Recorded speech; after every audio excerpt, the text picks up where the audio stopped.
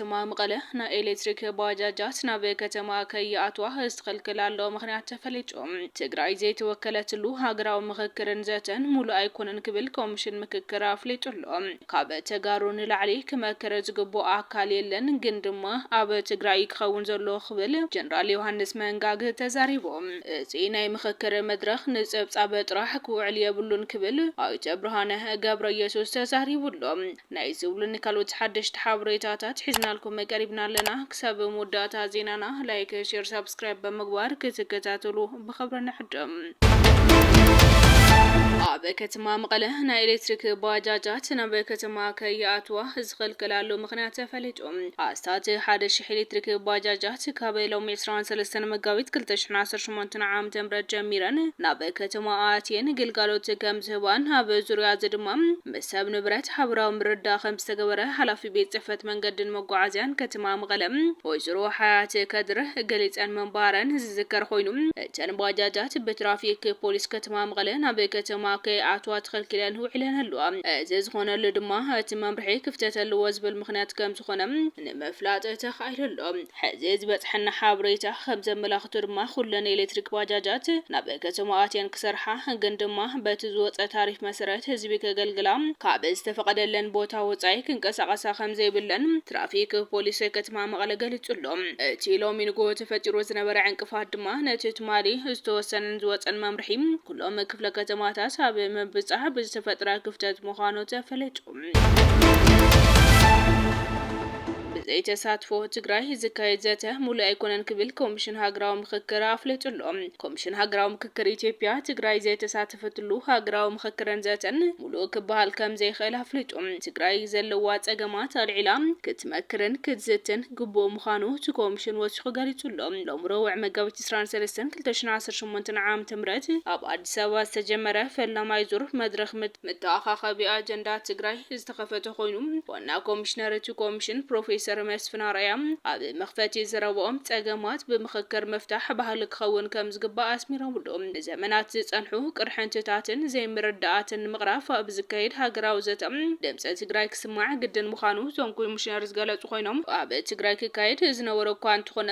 ንግዚኡ ግን ኣብ ኣዲስ ኣበባ ከካይዱ ከም ዝተገደዱ ሓቢሮም ኣለዉ እዚ ንትግራይ ጥራሕ ማእከል ዝገበረ ዘተ መጀመርያ እምበር ናይ መወዳእታ ከም ዘይኮነ ዝገለጹ ፕሮፌሰር መስፍን ንመጻእቲ ዘተ ኣብ ውሽጢ ትግራይ ንምክያድ ተስፋ ከም ዘለዎ ዝገለጹ ኮይኖም ኣብዚ ፈላማይ ዙር መድረክ ምተኣኻኸቢ ኣጀንዳ ትግራይ ካብ ትግራይን ኣዲስ ኣበባን ዝመጹ ልዕሊ 400 ዕዱማት ተረኺቦም ኣለዉ ካብ መንጎኦም ድማ ወከልቲ ዝተፈላለዩ ፖለቲካዊ ውድባት ትግራይ ወከልቲ ሲቪል ማሕበራትን ሰብ ሃብትን ወከልቲ ፌደራል ኣብያተ ዕዮን ፍሉጣት ሰባትን ነበር ላዕለዎት ወታደራዊ መራሕትን ኣንቃሕቲ ማሕበረሰብን ወከልቲ ትካላት ዜናን ከም ዝተረኸቡ ተፈሊጡሎ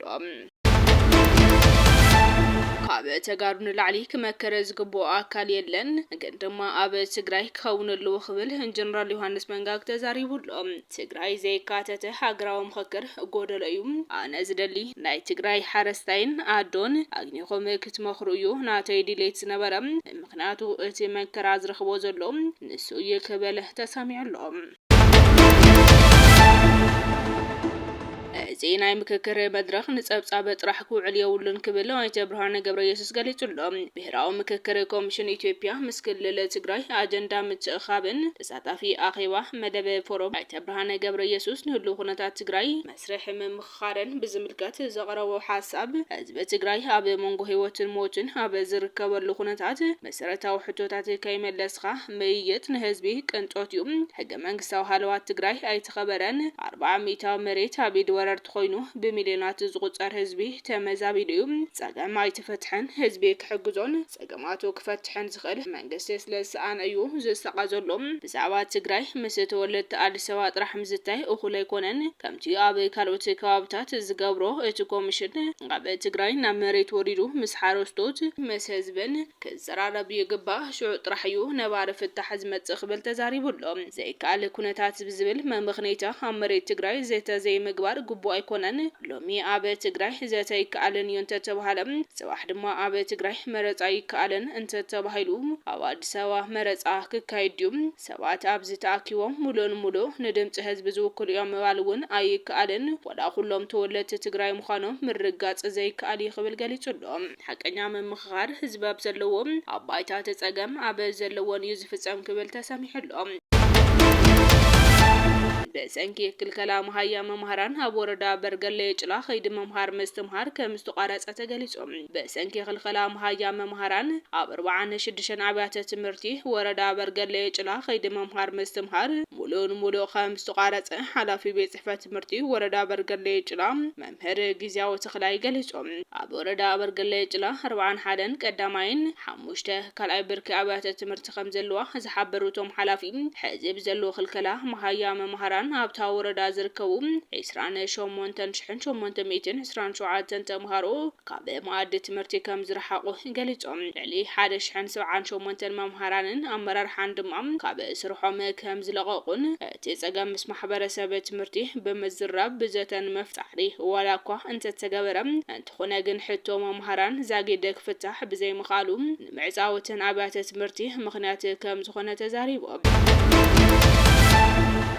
ለይቲ ብዘይ ሕጋዊ መንገዲ ዝጓዓዝ ዝነበሩ 81 ኮብለልቲ ኣብ ኣሸጎዳ ከም ዝተታሕዙ ፖሊስ ኣፍሊጡሎም ኣብ ዞባ ደቡብ ምብራቕ ትግራይ ወረዳ 70 ደርታ ሎሚ ናብ 23 መጋቢት 2018 ዓም ትምረት ዘውግሐ ለይቲ ብዘይ ሕጋዊ መንገዲ ዝጓዓዝ ዝነበሩ 81 ኮብለልቲ ኣብ ኣሸጎዳ ከም ዝተታሕዙ ፖሊስ ዞባ ኣፍሊጡሎም እዚ ከምዚ ኢሉ እንከሎ ኣብዚ ሒዝናዮ ዘለና ሰሙን እውን ብተመሳሳሊ ፖሊስ ክፍለ ከተማ ሓድነት ህይወቶም ኣብ ሓደጋ ኣውዲቖም ብዘይ ሕጋዊ መንገዲ ክስደቱ ኣብ ክፍለ ከተማ ጫቢ ኣይናለም ኣብ ቆርቆሮ ተዓጽዮም ዝረኸቦም ለለጀሳ መናእሰይ ከም ዝተቆጻጸረ ኣፍሊጦ መንባር እውን ይዝከርዮም ኣብ ዝሕዝዋን መናእሰይ ፍቕዶ ባሕርን በረኻን ግዳይ ሞት እናኾኑ መዓልታዊ መርዲ ኣብ ዝተኣናገደሉ እዋን እዚኦም እውን መፍቶ ደላሎ ኮይኖም ብሓደገኛ ኩነታት ክጓዓዙ ብኣካላት ጸጥታ ከም ዝተታሕዙ ፖሊስ ገሊጹሎም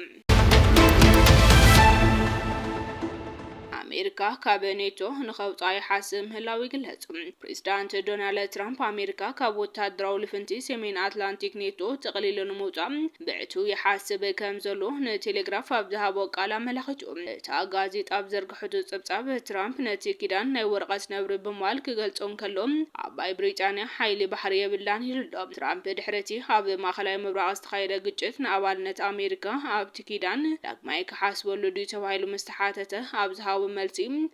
ዳግም ገመት እዩ ምባልኹም ብዛዕባ ኔቶ ተሰሓሒተ ይፈለጥን ወትሮ ናይ ወረቐት ነብሪ ምዃኑ እፈልጥ እየ ፑቲን እውን ይፈለጥ ኢሎም خبركم تخاتلتي كواليتي ميديا لو مستدالو حدشت حابريتاتات نزوم مستخاتلكموم يمسلو نيروم نتسنايم كتالكم دما عزينا انا مسجن سلام